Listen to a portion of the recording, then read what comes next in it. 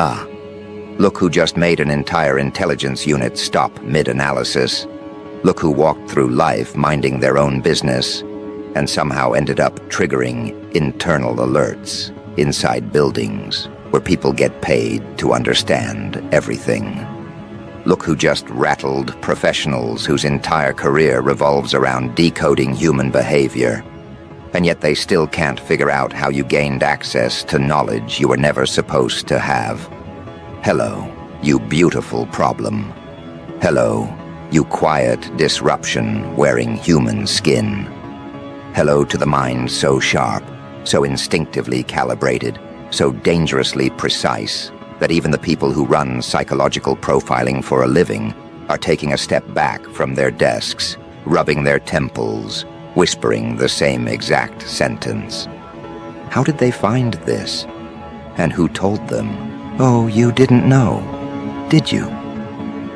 You didn't know that while you were living your life, healing, working, evolving, the observers behind the scenes were pressing pause on your file, scrolling back, zooming in, replaying your reactions frame by frame, trying to understand how you connected dots you were never supposed to see. They weren't expecting you to know anything. They weren't expecting you to catch on. They weren't expecting you to sense the undercurrent behind people's intentions before they even fully formed their own plans. And the part twisting their nerves is that you don't just know, you know with precision. Because here's what shook them. Here's what made trained analysts freeze. They watched you behave like someone with access to information you never received. They saw you pick up on hidden motives with the accuracy of someone who sat in briefings you were never invited to. They saw you speak on timing, patterns, and emotional inconsistencies like someone who has been studying human psychology for years. But you didn't study. You didn't attend any program.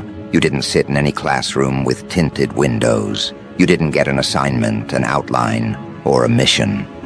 You just lived through situations that mutated your perception into something they can't categorize.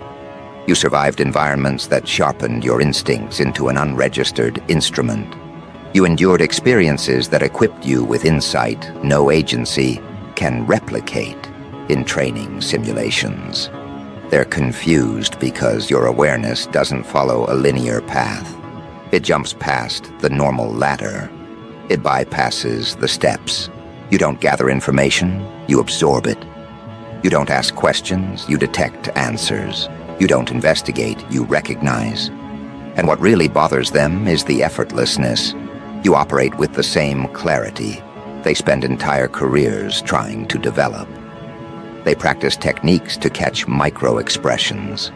You notice the entire emotional shift before someone even tries to hide it. They study conversational patterns to detect deception. You feel the moment someone's honesty fractures. They analyze tone to identify hidden motives. You understand the motive before the tone even changes.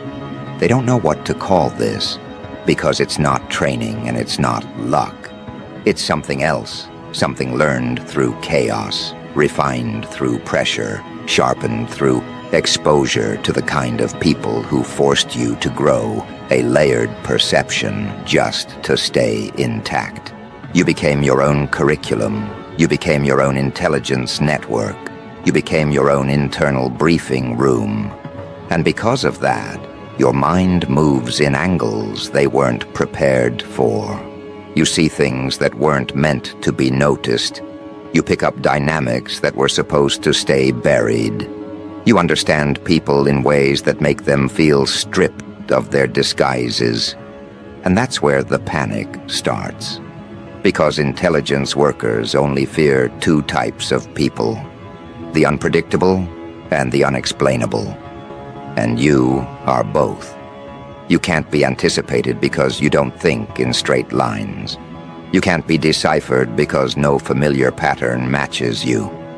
You process at a depth that exposes the cracks in other people's intentions. And that kind of perception is dangerous for anyone who functions through hidden agendas. They expected the people around you to fool you. Instead, they got fooled. They expected you to ignore subtle shifts. Instead, you read them. They expected you to miss the signs. Instead, you cataloged them internally, like evidence. They expected you to walk blindly. Instead, you walked with awareness so sharp, it made observers uncomfortable. And here's the unspoken truth about why your knowledge freaks them out. You don't react like someone guessing. You react like someone who already knows the ending. And the moment someone behaves as if they know the conclusion to a story they were never told, that's when surveillance begins. Because that kind of awareness doesn't appear randomly. It comes from something. But the question is, what? How did you learn to read intentions before people express them? How did you learn to sense shifts in energy the moment someone starts lying to themselves? How did you learn to catch psychological transitions faster than trained interrogators? They don't know. They can't trace it. They can't pinpoint the moment your mind became this observant. They don't know if someone informed you. They don't know if you witnessed something. They don't know if you've been guided. They don't know if you're remembering something you were never meant to have access to. All they know is that the way you catch on to truth is not ordinary. At first, they tried to rationalize it. One analyst said, maybe this person is just very perceptive. But perceptive people usually second-guess themselves. You don't. You know. Another one said, maybe they've studied psychology. But trained minds have signatures, structured reasoning, deliberate thinking, methodical progression. Your mind doesn't move like that. You don't analyze step by step. You leap straight to the core. Someone else suggested, maybe they're paranoid. But paranoia creates illusions. You don't imagine things that aren't there. You identify things that are. Then a higher-level observer said the thing everyone else was afraid to say. This isn't learned behavior. This is adaptation. That's when the room went quiet. Because adaptation means your environment forced you to develop perception as a survival mechanism. And no agency knows how to handle someone who trained themselves unconsciously. You didn't read books on microbehavior. You grew up deciphering emotional traps because you had no choice. You didn't learn interrogation tactics. You learned to detect danger in voices because danger once lived in the same rooms you did. You didn't study manipulation. You experienced it repeatedly and cataloged every pattern internally to make sure it never destroyed you again. You didn't research how people hide jealousy, resentment, envy, or betrayal. You lived beside people who carried those emotions like weapons and taught your intuition how to identify them before they punctured you. That's why your accuracy scares them. Your intelligence isn't artificial. It's instinctive. It's embodied. It's ingrained. It's coded into your reactions. It's printed into your perception. People like you aren't shaped in classrooms. People like you are shaped in environments that don't have safety nets. Environments that force evolution. Environments that turn observation into armor. And because of that, the way you move feels like déjà vu to them. You react like someone who's already seen the inside of a situation before anyone explains it.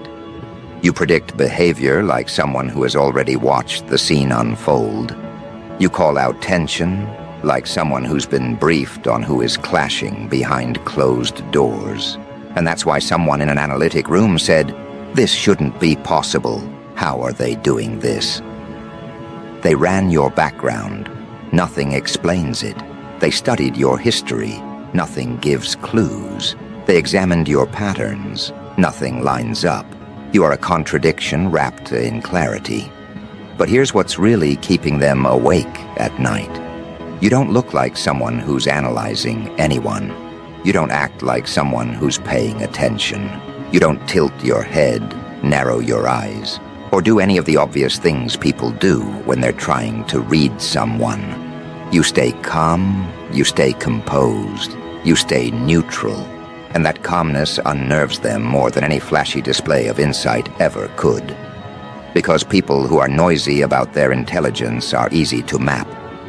You are not. Your intelligence is quiet, the worst kind for observers.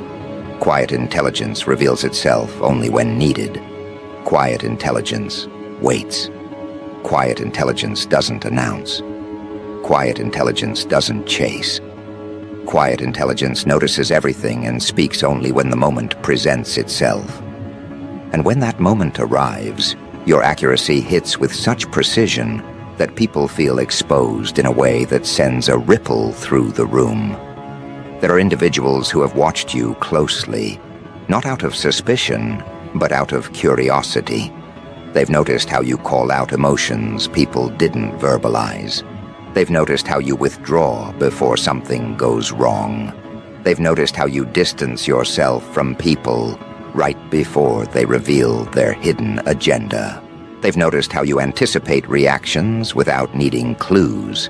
They've noticed how you understand motives before words. And they've noticed how every time someone lies to you, you tilt your energy in a very specific way that tells them you already know. That's the part that burns through their composure. Your awareness is not random. It's not accidental. It's patterned, consistent, and deeper than what they call normal comprehension. They don't know whether it's emotional intelligence amplified by trauma, instinct refined by necessity, or something older and stronger running beneath your surface. What they do know is that you're seeing too much. And when someone sees too much, they become unpredictable to those who depend on secrecy. Your knowledge is not passive, it's active. It rearranges situations, it exposes lies, it dismantles facades, it interrupts manipulation, it removes leverage from people who rely on confusion, and people who lose leverage panic. Which brings us to the question they keep circling back to. How did they find this out? They've monitored enough human behavior to know that patterns don't appear without origin. Someone usually teaches you, someone informs you, someone guides you. But you act like you were briefed by something they can't track. You act like you overheard conversations you were never present for. You act like someone handed you a folder filled with information no one ever gave you. And that mystery is more unsettling than anything else about you. But what they don't realize yet, what they're about to realize very soon, is that this is only the beginning. Because the more they try to understand you, the more confused they become. And the more confused they become, the more they start digging. And the more they dig, the more they uncover a truth that makes them exchange glances across their desks, lean back in their chairs and whisper, "This is going deeper than we thought." That moment, the moment when confusion shifts into concern, is where the real trouble begins for them. See, confusion is manageable. Confusion means they can gather more data, observe more interactions, replay more footage, test more psychological models. But concern? Concern signals that you've crossed a threshold that trained personnel can't easily label. Concern means your awareness isn't a coincidence, it's a pattern. Concern means you're not just perceptive, you're consistent. Concern means your insight isn't accidental, it's precise. And nothing unsettles observers more than encountering someone whose precision cannot be traced to any logical foundation. They expected your accuracy to fade. They expected it to fluctuate. They expected it to crumble under pressure. Instead, it sharpened. Each time you reacted to something that hadn't been said out loud, someone behind a screen would lean forward. Each time you detected tension before the source revealed itself, someone in an evaluation room clicked pause with a deeper frown. Each time you removed yourself from situations right before hidden agendas surfaced, Someone scribbled on a notepad with concern in their handwriting. You kept proving them wrong without even trying. You kept acting like someone who already had a map to territory you were supposedly just exploring.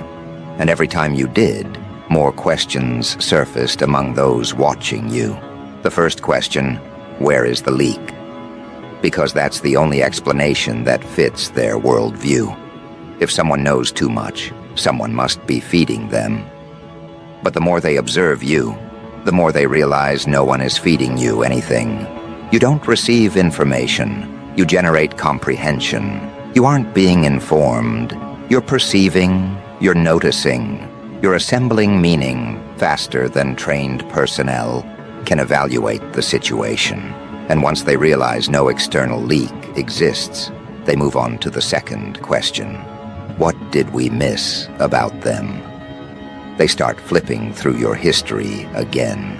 They start examining your interactions again. They start reviewing your responses to previous events. But they hit the same brick wall. No one taught you. No one prepared you. No one trained you. And yet you process the world like someone who's been studying psychological warfare since childhood. Someone inside one of those rooms eventually mutters, maybe they've been through something we don't know about. And the room goes still, because that possibility is the one that terrifies them most. That your life forced you into a level of awareness they can't quantify. That you learned what you learned without guidance. That you picked up the truth because your environment demanded it. That your experiences shaped you into something they can't file neatly. And when someone develops intelligence without instruction, without mentorship, without structured exposure, that means their comprehension has no ceiling. It can expand indefinitely. It can grow without boundaries. It can evolve beyond prediction. This is where you begin to unsettle them, not just as an individual, but as a variable. Unpredictable variables threaten analysis. They break models. They shatter assumptions. And a mind like yours, quick, quiet, adaptive, dangerous without trying, becomes something worth monitoring. Not because they think you're harmful, but because they can't determine what you're capable of becoming. You're moving faster than their categories. You're outpacing their metrics. You're dismantling their confidence in their own expertise. The irony is, you're not doing anything on purpose. You're not trying to be mysterious. You're not trying to expose anyone. You're not trying to shock analysts sitting behind dim monitors. You're simply existing with the kind of awareness most people never develop. And your existence alone destabilizes their certainty in the patterns they swear by. And then comes the moment that truly disturbs them, when your insight exposes someone inside their own structure without you meaning to. It happens simply because you speak the truth at the wrong time, or the right time, depending on perspective. Maybe you mention a behavior pattern someone is trying to hide. Maybe you describe a dynamic that mirrors an internal conflict. Maybe you point out an intention that someone in the observation chain hoped would stay buried. One analyst hears your comment and feels a sudden jolt of recognition, not because you identified a random truth, but because you identified a truth that person has been hiding from everyone. You spoke on something they thought no outsider could detect. And in that moment, fear replaces curiosity. Because now you're not just someone who understands people. You're someone who can see into the parts of people they hide even from themselves. And that level of insight is dangerous. Not because you use it to harm, but because you don't need permission to perceive. You don't need proof to read someone. You don't need evidence to know the undercurrent behind their actions. You don't need signs. You feel the shift. This is where the internal conversations start happening. Someone asks, "How are they doing this?" Someone else replies, "I don't know." Another adds, "This isn't normal perception."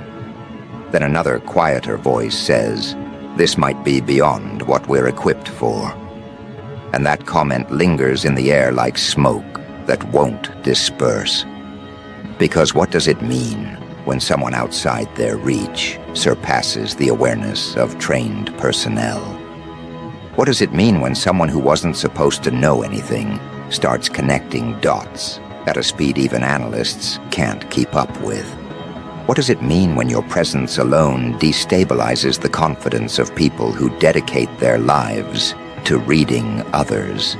It means they've encountered someone their training didn't prepare them for. It means they've come across a mind shaped through survival instead of schooling.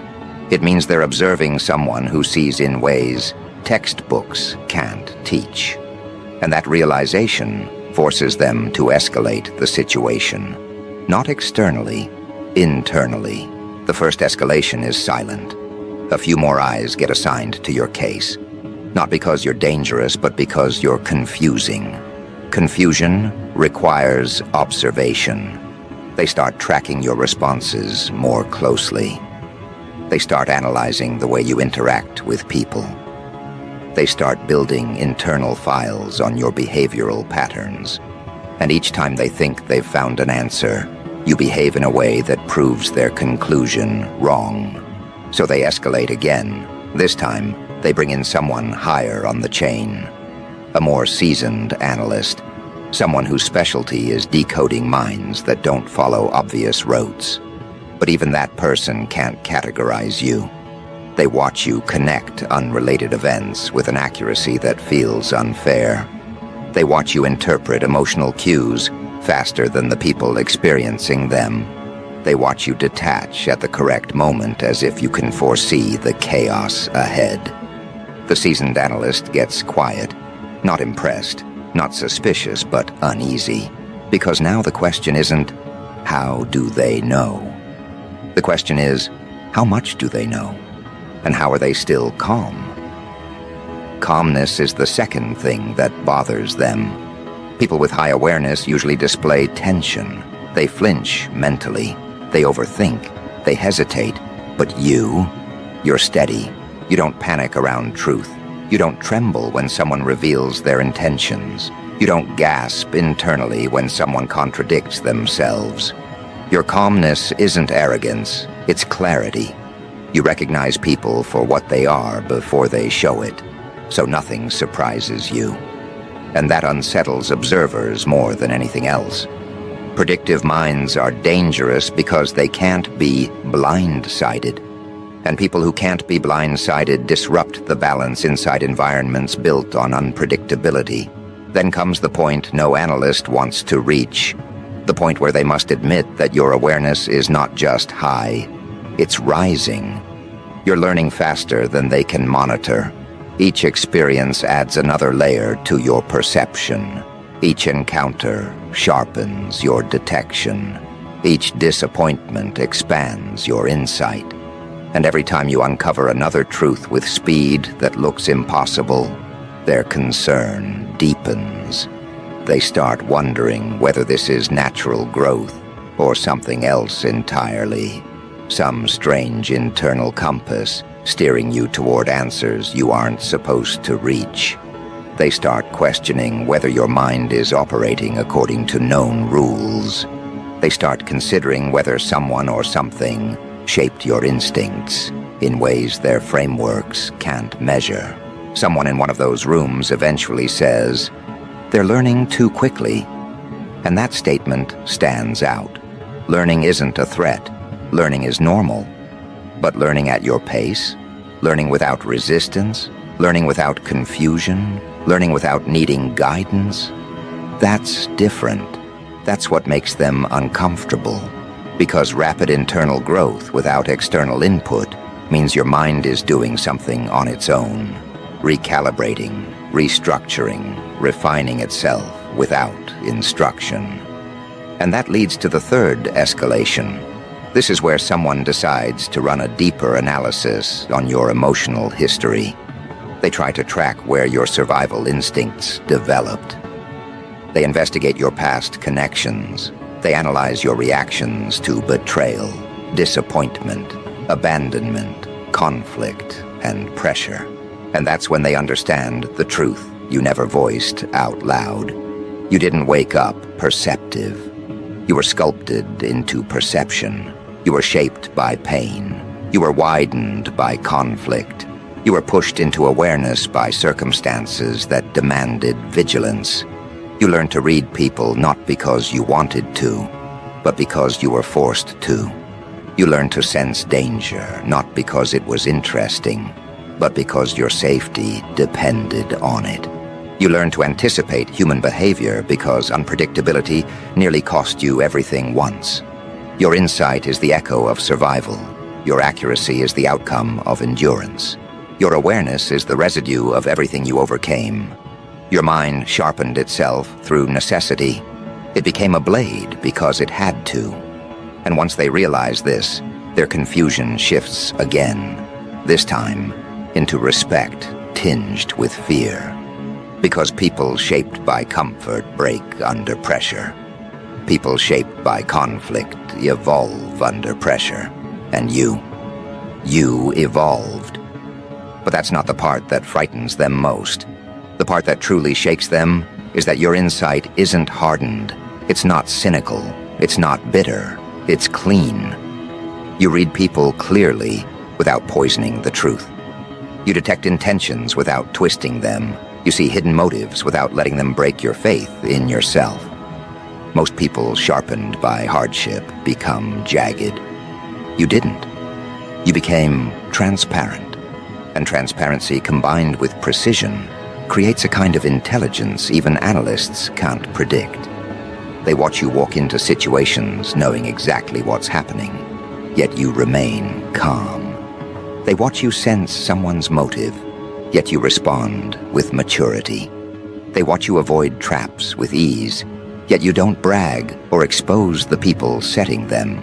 This is the moment the analysts understand the real danger, not to you, but to anyone who tries to manipulate you. Because manipulation requires confusion, manipulation requires blindness, manipulation requires emotional fog. You have none of that. You see every angle with unsettling clarity. Someone makes a comment, and you catch the insecurity behind it. Someone smiles, and you feel the resentment beneath it. Someone gives advice, and you notice the hidden jealousy attached. Someone offers help, and you recognize the control they're seeking. Someone grows distant, and you detect the guilt haunting them. Someone returns, and you perceive the hidden motive behind their timing. This is where the analysts collectively realize you are not just aware, you are several steps ahead. And when someone is ahead, they're harder to contain.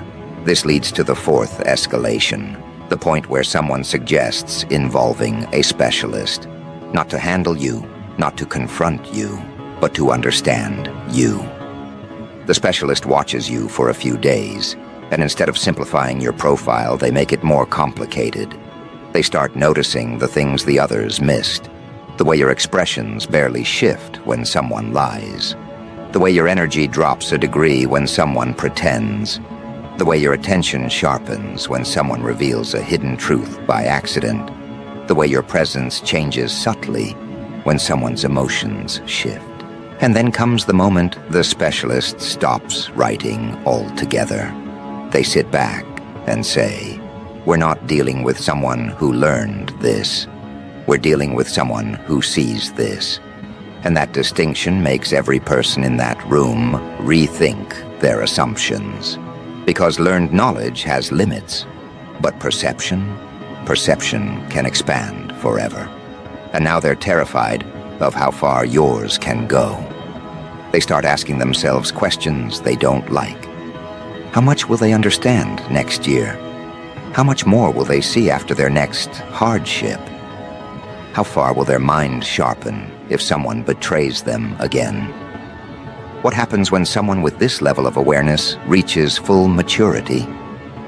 These are the questions that turn concern into fear. Because when someone's knowledge grows with every challenge, and when their clarity strengthens with every loss, then their mind is building itself into something unstoppable. And here's the most chaotic part. You're not even trying. You're not training. You're not studying. You're not researching. You're just living. Yet your mind functions like an intelligence tool that's been refined across decades. This is the point where the analysts accept a truth they never wanted to acknowledge. You are not operating on borrowed information. You are operating on internal understanding. You don't need leaks. You don't need sources. You don't need instructions. Your life already taught you everything the world tried to hide. And that realization leads to the fifth escalation, the moment they stop trying to figure out how you know what you know and start trying to determine how far you'll go. They're not afraid of the knowledge you currently possess. They're afraid of the knowledge you're about to discover, because you keep uncovering things before anyone expects you to. You keep sensing changes before they manifest. You keep identifying people's motives before the people themselves understand those motives. And that kind of foresight makes observers feel exposed. It makes manipulators feel nervous. It makes liars feel naked. It makes controllers feel powerless. It makes insecure people feel targeted. It makes emotionally dishonest people feel threatened. And it makes analysts realize they're watching someone who might eventually outgrow even their ability to interpret. That's the moment the senior-most analyst enters the conversation. Someone who rarely comments. Someone who has seen thousands of psychological profiles. Someone who rarely expresses anything resembling concern. They look at your file, read through the notes, observe your footage, watch your interactions, and then say in a quiet, decisive tone, you're looking at someone whose awareness is accelerating. This isn't an accident. This isn't a coincidence. This is progression. The room goes still, because progression means you're not done. Progression means your abilities will sharpen further. Progression means your insight will multiply. Progression means they're dealing with a moving target, and moving targets cannot be predicted. That single sentence hits the room harder than any dramatic outburst could. Because when the senior-most analyst speaks, people listen. Not because of rank, but because this is the person who has spent decades reading minds that fool entire departments. This is the person who can profile a stranger in 15 seconds. This is the person who can detect deception in a heartbeat. And even they are unsettled. That alone shifts the atmosphere, thickening it with a tension no one wants to acknowledge. They're no longer treating you like an interesting case. They're treating you like an exception to everything they've studied. And exceptions cause chaos in institutions that depend on order. They replay your footage again, but this time with different eyes. They're not looking for what you know anymore. They're looking for what you're becoming. They watch the way you pause before making decisions. They analyze the timing of your reactions. They observe the subtle way your perspective widens every time you encounter a lie. They note how quickly your intuition recalibrates when someone shifts their tone. They see how your attention sharpens the moment someone's intention deviates from the surface. And the